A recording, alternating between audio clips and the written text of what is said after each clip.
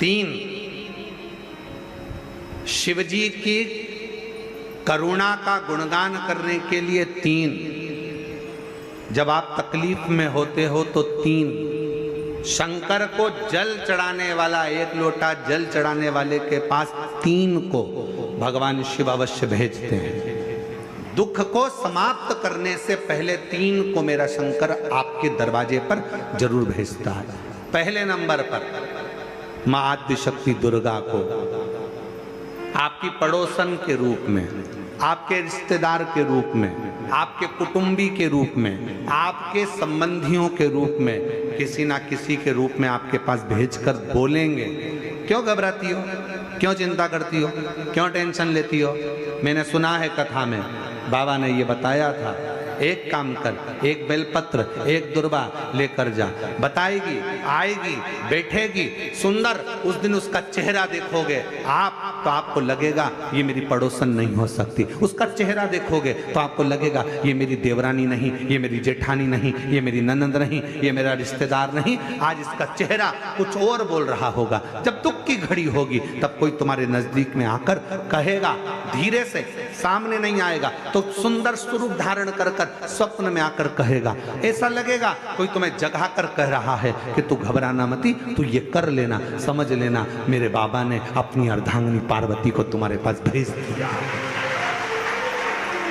मेरे शिव ने अपनी पत्नी को तुम्हारे पास भेज दिया, अपनी अर्धांगिनी को भेज दिया।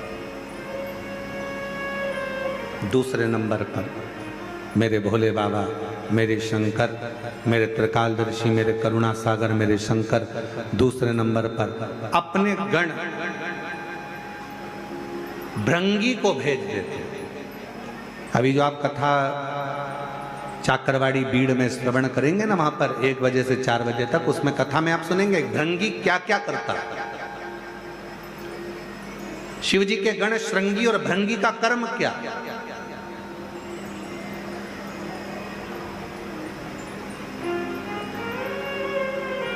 श्रृंगी शिव से दूर नहीं होता और भृंगी शिव जी की आज्ञा पाकर शंकर के भक्त के पास जाकर बैठता है।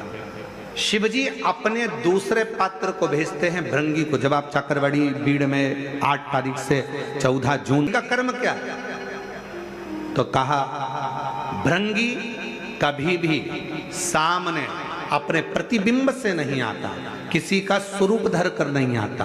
भृंगी आपके हृदय में आकर भीतर से बोलने का प्रयास करता है। ये काम गलत हो रहा है, इसको रोक ले। तेरा मन से अंदर से बोलने का प्रयास करेगा, एक काम कर, तू वहां चले जा, ऐसा हो सकता है, तू ऐसा कर ले, तू वैसा कर ले। वो बताने का प्रयास करेगा, वो आपको ले जाने का प्रयास करेगा, उस तक ले जाने का प्रयास करेगा कि ये कर्म कर, ये कर्म भृंग।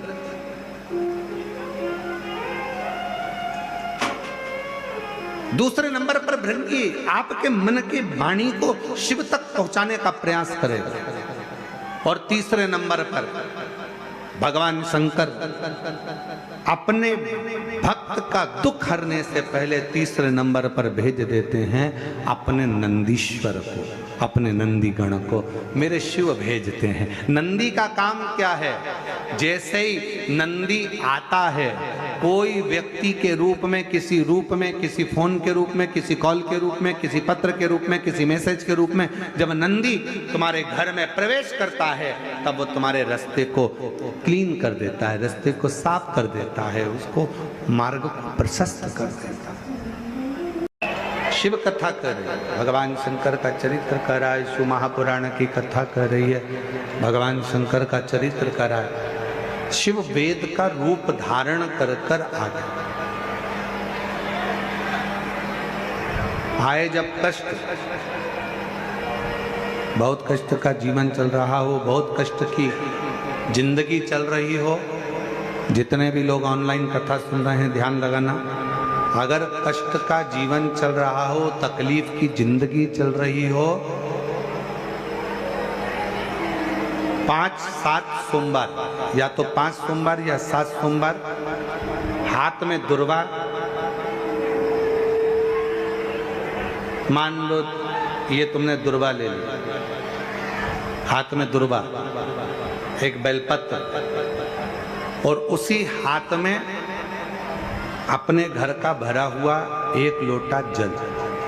पहले रखना है दुर्वा, फिर रखना है बेलपत्र, उसके बाद में हाथ में एक लोटा जल, और दोनों हाथों का स्पर्श करते हुए जो अपना पूजन का कक्ष होता है घर के अंदर का, उस पूजन कक्ष की साक्षी में खड़े होकर अपने कुल देवता, पितृ देवता और अन्य देवताओं का स्मरण करते हुए, बाबा बहुत दुखी हूँ, बहुत तकलीफ में हूँ, बहुत कष्ट में हूँ, मेरा परिवार आज दुख तकलीफ में है, मेरा परिवार आज कष्ट में है, दुख में है, कष्ट में है। बाबा को अपने मन का भाव कहते हुए, हृदय से प्रार्थना करते हुए अपने घर के मंदिर से निकलकर फिर उस जल को लेकर शिवालय तक जाओ और दक्षिण की ओर खड़े होकर उत्तर की ओर मुख कर कर जल समर्पित करो। बेलपत्र और दुर्वा दोनों को अशोक सुंदरी वाली जगह पर चढ़ा दीजिए। अशोक सुंदरी की जगह तो सबको मालूम है ना। अशोक सुंदरी वाली जगह पर उस बेलपत्र और दुर्वा को समर्पित कर दो। चढ़ा हुआ थोड़ा सा जल लेकर आओ, घर के दरवाजे पर उसका छींटा दे दो, लेपन कर दो, और बाबा से 5 सोमवार नियम से आप दुर्वा, बेलपत्र और जल का प्रयोग अगर करोगे, 5 सोमवार पूर्ण होंगे। जो तुम्हारा दुख है वो समाप्त जरूर होगा। शिव करुणा जरूर होगा, शिव कृपा जरूर। शिव पुराण कर रही है, इसमें 3 चीजों का स्मरण करिए। पहले नंबर पर दुर्वा, दूसरे नंबर पर बेलपत्र, और तीसरे नंबर पर जब जल चढ़ाकर वापिस आओ तो अपने घर में प्रवेश के पहले देहली पर, चौखट पर भगवान शंकर के अपने घर के द्वार पर शिव का नाम लेकर जल का सिंचन। उसका फल कितना है। और एक और बात, आज इस कुबेरेश्वर धाम की पवित्र माटी पर चल रही, कंकर शंकर की भूमि पर चल रही ऑनलाइन शिव महापुराण की कथा में एक बात और अपनी चित्तवृत्ति में बिठा लो। शिव बेटी, शिव महापुराण की कथा से मान लो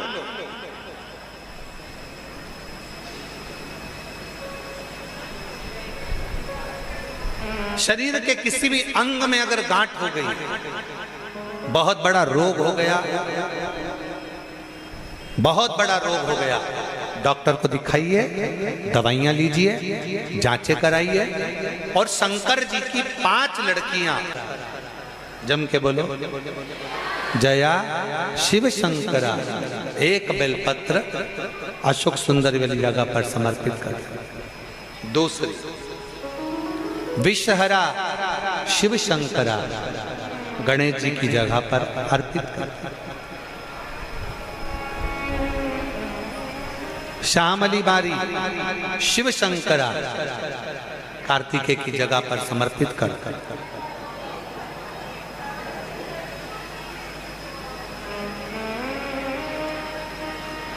दो तली शिव शंकरा, जगत जननी जगदम्बा का जो हस्त कमल है पीठी का, उस पर समर्पित कर। और देव, जम के बोलो देव शिव शंकरा कहकर शिवलिंग पर समर्पित कर। 5 बेलपत्र लोटा भरकर जल लेकर गए हो, 5 स्थान पर धीरे धीरे समर्पित करें। और आपके शरीर में जो रोग है, बीमारी है, उसका स्मरण कराते हुए बाबा को जल चढ़ाते हुए, जल का थोड़ा सा भाग 5 बेलपत्र में से कोई सी भी एक बेलपत्र वो लेकर, आप पहले दिन गए हो, तुम्हें याद रहना चाहिए कि आज मैंने कौन सी बेलपत्र ली है। गणेश जी के स्थान की बेलपत्र ले लो, दूसरे दिन अशोक सुंदरी की बेलपत्र ले लो, तीसरे दिन कार्तिकेय की बेलपत्र ले लो, चौथे दिन पार्वती के हस्त कमल की बेलपत्र ले लो, और 5वें दिन शिव के शिवलिंग की बेलपत्र ले लो। ऐसा क्रम बना लो। 5 दिन 5 बेलपत्र चढ़ाना है और एक एक बेलपत्र लेकर आना है। सुबह खाली पेट उस बेलपत्र को खाइए और थोड़ा सा जलपान कर बाबा का जो जल है उसका आचमन करो, शिव जी से विनय करो। 5 दिन के बाद में फिर वापस जांच करवाइए, धीरे धीरे शरीर में जो रोग है वो समाप्त की ओर जाए। जो डॉक्टर दवाई दे वो दवाई खाओ, जो डॉक्टर जांच का बोले जांच कराओ। डॉक्टर शंकर का एक रूप है, जैसा डॉक्टर बोले वैसा करो, पर साथ में शंकर के प्रति एक विश्वास रखकर उसकी दृढ़ता भी धारण करो, शिव के एक समर्पण करो। शमी के वृक्ष, बेलपत्र का वृक्ष, उसके नीचे की मिट्टी हो, उसके नीचे की रज हो, वो भी औषधि का कार्य करती है।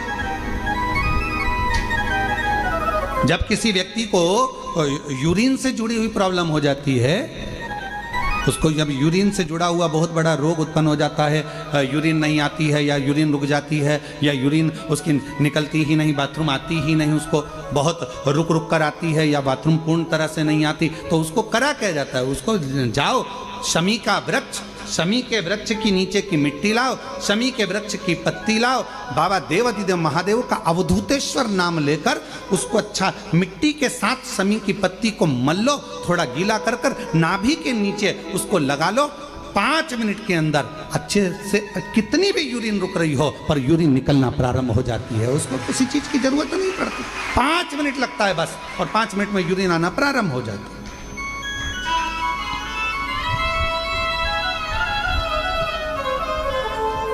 उस शमी का वृक्ष, वो शमी का पौधा, वो शमी का वृक्ष कोई साधारण नहीं होता। कहने वाले कह दिए शमी का पौधा यहां मत लगाना, शमी का पौधा वहां मत लगाना, शमी का पौधा, बेलपत्री का पौधा यहां मत लगाना, बेलपत्री का पौधा वहां मत लगाना, बेलपत्र को यहां मत लगाना। अरे भाई, शमी का पौधा अगर तुम्हारे घर के अंदर है, शमी का छोटा सा पौधा यदि तुम्हारे घर के आंगन में है, शमी का छोटा सा पौधा या बेलपत्र का छोटा सा पौधा तुम्हारे यहाँ है, तुम्हारा घर का वास्तु दोष कितना भी बेकार हो, शमी का पौधा और बेलपत्र का पौधा सारे वास्तु को अच्छा कर देता है। एक शमी का पौधा, एक बेलपत्र का पौधा हमें सुख प्रदान कर देता है। एक पौधा।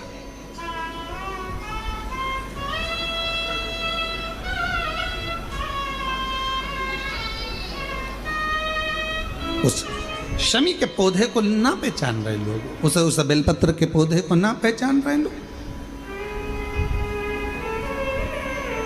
पर एक निवेदन आपसे और है, अगर तुम्हारे गांव में, तुम्हारे नगर में, तुम्हारे शहर में, तुम्हारी कॉलोनी में, तुम्हारी सोसाइटी में शमी का पौधा हो, बेलपत्र का पौधा हो, बड़ का पौधा हो, पीपल का पौधा हो, चाहे आंवले का पौधा हो, किसी भी पौधे में आप कोई भी, जैसे दही चढ़ा देते हो, दूध चढ़ा देते हो या कोई ऐसा इत्र चढ़ा देते हो, निवेदन है आप अपने आसपास के बड़े बड़े पौधे में ये कोई भी चीज़ ना चढ़ाएं। कोई महाराज कितना भी बताए, पर उस पौधे के अंदर आप केवल जल चढ़ाएं, केवल जल। आप उसमें ना दूध चढ़ाएं ना दही चढ़ाएं। तो क्यों? क्योंकि पौधे में जब दही जाता है तो दही जाने के कारण, इत्र जाने के कारण, तेल जाने के कारण, कोई सामग्री जाने के कारण वो बड़े से बड़ा पौधा सूखने लगता है। हमारा करवत निवेदन है आपसे, उस पौधे में जब भी बेलपत्र का पूजन करने जाओ, ना दूध चढ़ाना ना दही चढ़ाना, केवल जल चढ़ाना। आप बड़ के पेड़ की पूजन करने जाओ, केवल जल चढ़ाइए। आप आंवले की पूजन करने जाओ, केवल जल चढ़ाइए। आप शमी के पेड़ की पूजन करने जाओ, केवल जल चढ़ाइए। जल के सिवाय उसके नीचे ना दूध चढ़ाइए ना दही चढ़ाइए, ना उसमें इत्र चढ़ाइए, ना तेल चढ़ाइए, ना कोई सामग्री चढ़ाइए, उसके नीचे केवल जल चढ़ाओ। क्यों? क्योंकि शमी ने स्वयं मंदार से कहा है, हे मंदार, शमी ने मंदार से कहा है, हे मंदार, जब कोई एक जल का पात्र लेकर हम पंच वृक्ष के नीचे आते हैं, जल का भरा हुआ पात्र लेकर आते हैं और जल समर्पित करते हैं, जब वो खाली पात्र हमारे वृक्ष के नीचे से जाता है तो वो खाली नहीं रहता, हम उसे लक्ष्मी से परिपूर्ण कर कर भेज देते हैं। ये शमी का है। अब ना जाने तुमको कौन कह देता है कि उसमें दूध चढ़ा दो, उसमें तुम दही चढ़ा दो, उसमें ये चढ़ा दो, उसमें इत्र चढ़ा दो। किसी का कहना मत मानो, आप शिव महापुराण का कहना मानो। एक लोटा जल शमी के वृक्ष के नीचे चढ़ाओ, बेलपत्र के वृक्ष के नीचे चढ़ाओ, चाहे आप बड़े वृक्ष के नीचे चढ़ाओ, चाहे आप आंवले के वृक्ष के नीचे चढ़ाओ, चाहे पीपल के नीचे चढ़ाओ, पर जल चढ़ाओ। इसके सिवा कोई सामग्री। व्यक्ति कर्म ही ना करे और सोचे कि मुझे मंजिल मिल जाए तो ये बहुत कठिन। समंदर, समुद्र अच्छे से अच्छे जहाज को भी डुबा देता है।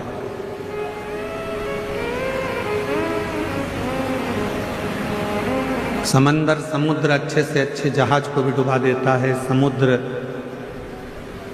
बड़े से बड़े नौका को, बड़े से बड़े जहाज को और बहुत कुछ डुबो देता है, बहुत कुछ। जब अब जहाज डुबो देता है, बड़े बड़े क्रूज डुबो देता है, बड़े बड़े शहर को भी वो अपने अंदर सामर्थ्यता रखता है डुबोने की, पर समंदर, समुद्र एक घास के तिनके को डुबो नहीं पाता है। एक घास का तिनका,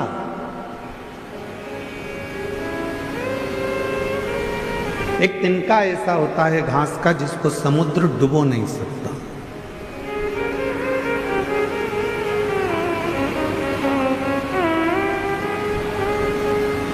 किसी ने समंदर से कहा, समुद्र से कहा कि तुमने पूरा जहाज डुबो दिया, तुमने पूरी बस्तियां डुबो दी, तुमने कई शहर डुबो दिए, तुमने कई नगर डुबो दिए, ना जाने तुमने कितना कितना जहाज, कितने कितने क्रूज अंदर डुबो दिए, और तुम एक घास का तिनका नहीं डुबा पा रहे। एक घास का तिनका तुम डुबा नहीं सके। तो समुद्र ने कहा, ये घास का जो तिनका है ये एकदम हल्का, एकदम हल्का, और ये जो घास का तिनका है ये परमात्मा पर समर्पित होकर रहता है, इसलिए इसको डुबा नहीं सकते। हल्का। भारी कौन है? जिसको लगता है कि मैं कर रहा हूं, मैं करा रहा हूं या मैंने करा है। हल्का कौन है? जिसने सोच लिया कि मैंने कुछ नहीं कराया, कराने वाला तो देवाधिदेव महादेव है, मैं तो केवल एक निमित्त मात्र।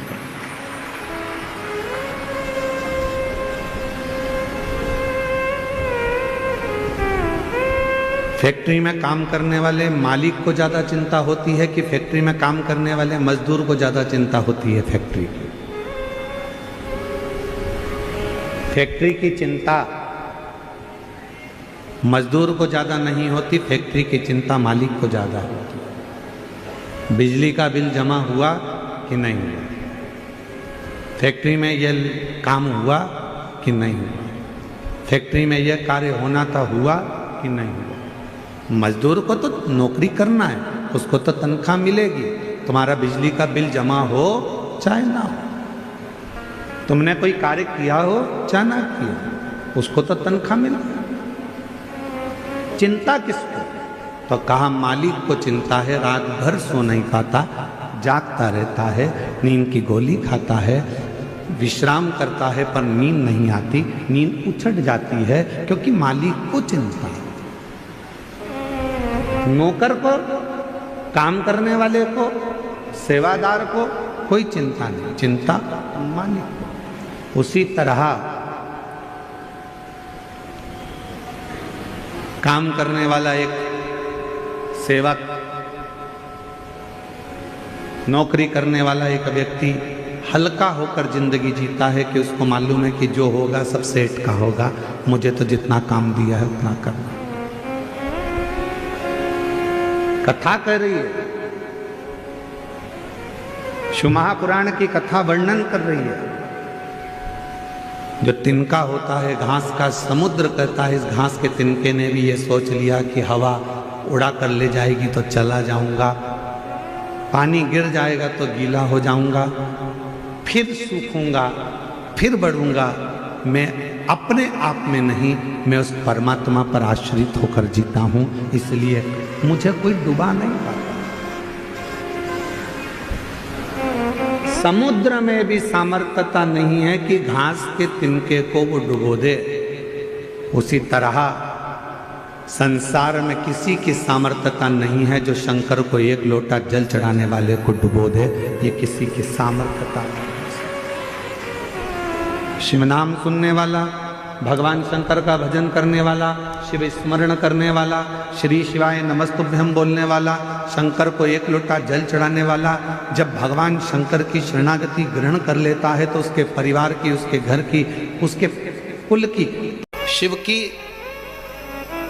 कृपा के 4 प्रकार हैं।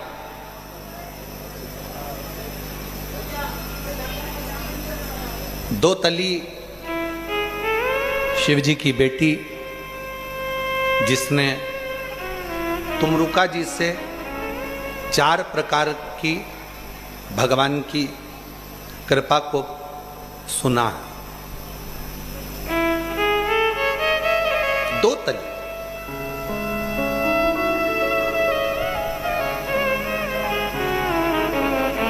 दो तली का एक काम बहुत अच्छा है। शंकर जी की जो बेटी है जया, विषहरा, श्यामली बारी, आगे दो तली। दो तली का एक काम सबसे अच्छा है। यदि किसी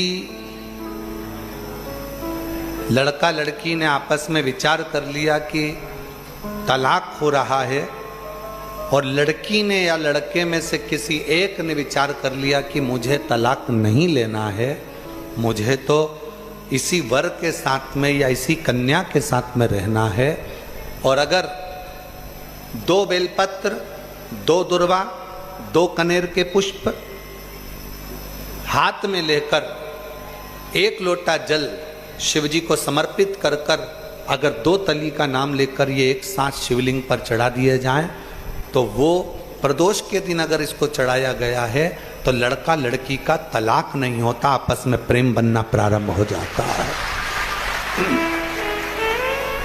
उनका आपस में प्रेम बनना प्रारंभ हो जाता है, एक दूसरे के प्रति समर्पण का भाव हो जाता है, एक दूसरे के प्रति भाव उत्पन्न हो जाता है। दो तली ने तुमरुका जी से शिव कृपा के 4 क्रम सुने, और ये हम पहले भी कथा में देवादिदेव महादेव की कृपा से बता चुके हैं कि दो तली ने 4 प्रकार के क्रम शिव कृपा के सुने।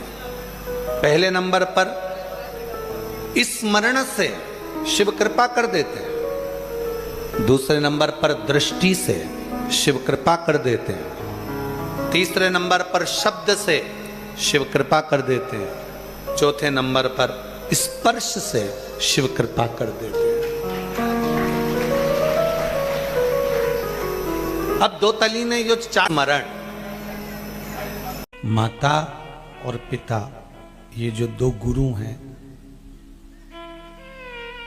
ये बड़े विचित्र गुरु हैं। माता और पिता रूपी जो गुरु हैं ये बड़े विचित्र हैं। इन्होंने जिंदगी में केवल एक चीज सीखी है, देना। इन्होंने कभी लेना नहीं सीखा। आप किसी गुरु से अगर गुरु मंत्र भी लेते हो तो मिलने जाओगे तो उसको मिठाई का डब्बा दोगे, माला दोगे, श्रीफल दोगे, 150 रुपया उस गुरु जी को भी दोगे। पर माता और पिता रूपी जो गुरु होता है ना, वो एक गुरु ऐसा होता है कि वो आपसे कुछ नहीं लेता, बल्कि आखिरी तक अपनी श्वास जब तक चल रही है तब तक वो पलंग की गद्दे के नीचे से भी निकाल कर 50 रुपए 100 रुपए तुम्हें देता ही रहता है। वो माता पिता है, वो माता पिता रूपी गुरु है।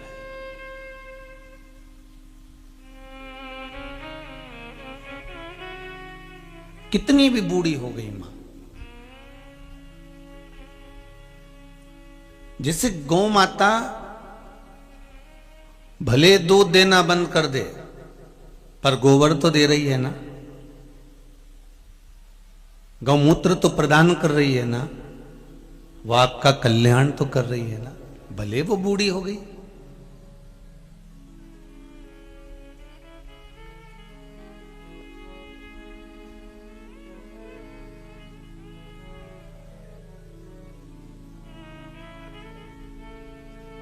भले वो बूढ़ी हो गई हो पर वो आपको कुछ तो दे रही है। माता पिता भले बूढ़े हो गए, माता पिता भले बुजुर्ग हो गए, वो भले आपके साथ दुकान पर नहीं बैठ सकते, जितना काम बहू कर सकती हो सकता है उतनी बूढ़ी मां नहीं कर पाए, पर ये तो पक्का है ना कि वो आशीर्वाद हर पल देती रहती है कि मेरी बहू और मेरा बेटा आगे बढ़ता रहे। वो हर पल दे रही है, भले वो बुजुर्ग हो गए, भले वो बूढ़े हो गए।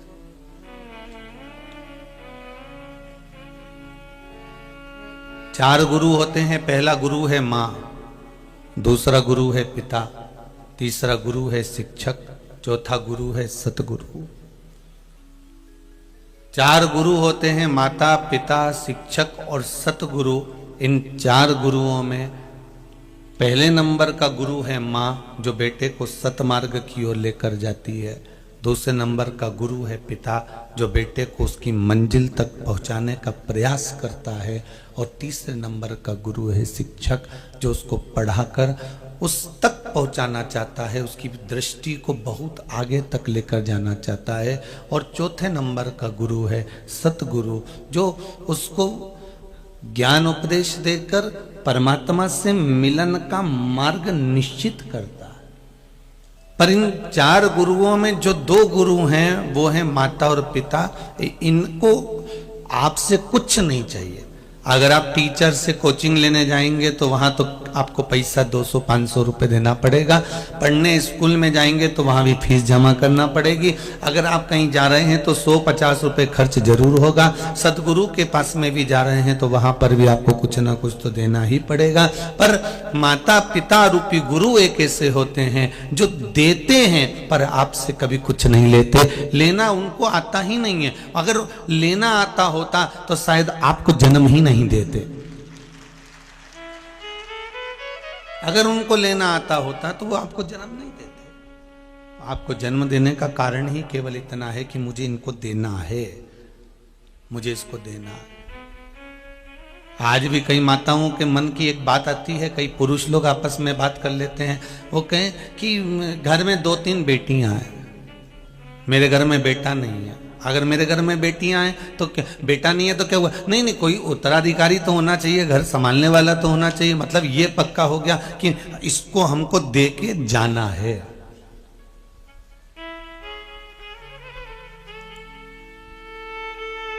हमें इसको देना है कुछ।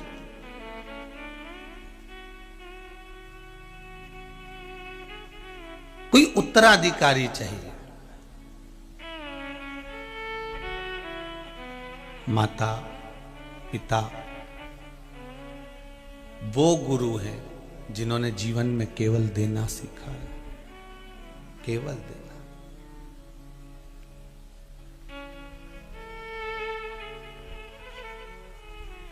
पर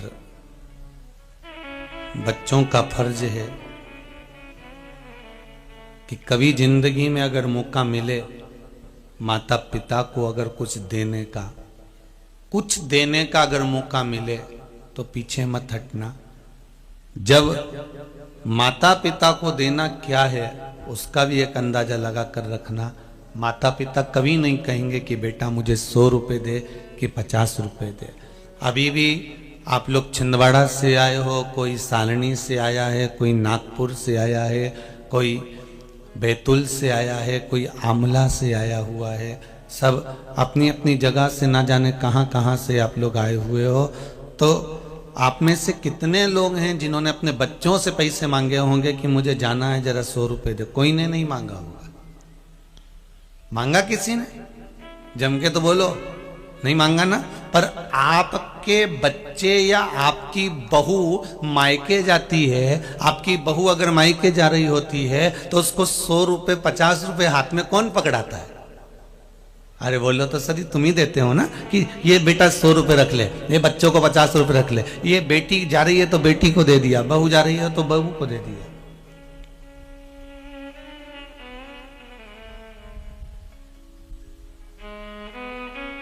ये 100 रुपए ये 50 रुपए आप रख लीजिए। अब जैसा फर्ज आपका है कि आप बहू जा रही होती है या बेटा जा रहा होता है, बाहर कहीं जा रहे होते हैं तो 100-50 रुपए आप देते हो, तो इतनी बुद्धि इतना विवेक तो बच्चों में भी होना चाहिए कि हमारी मम्मी कथा सुनने जा रही है, इतनी दूर जाएगी, ले मम्मी ये आई